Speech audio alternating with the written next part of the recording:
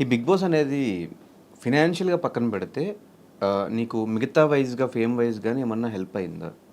అది చాలా అయింది. మ్మ్. అండ్ ఇంకోటి, నేను నెగిటివ్ కాలేదు, పాజిటివ్గానే ఉన్నా. అప్పటికి కూడా నేను మ్మ్. పాజిటివ్గానే ఉన్నా. నాకు బయటకు వచ్చిన తర్వాత కూడా చాలామంది కొన్ని రోజులు మళ్ళీ బిగ్ బాస్ ఫైమ్ అనే అన్నారు. దానివల్ల నాకు ఎక్కడ మైనస్ కాలేదు. దాని గురించి చెప్పడానికి అసలు ఏమీ లేదు. ఒకవేళ మైనస్ అయితే నేను చెప్పేదాన్ని. దానివల్ల నాకు చాలా ప్లస్ జరిగింది. కానీ ఎందుకు బయటకు వచ్చాక మిగతా కండిషన్స్ ఎవరితో మింగిల్ అవ్వట్లేదు? నువ్వు ఎక్కడ కనిపించవు, ఏ పార్టీస్లో కనిపించవు, ఏ గెట్ టుగెదర్స్లో కనిపించవు, ఎవరు పిలిచినా రావు, దేనికి? దానికంటే ముందు కూడా నా ఫ్రెండ్స్ నార్మల్గా నా జబర్దస్త్ వాళ్ళు పిలిచినా నేను పోను.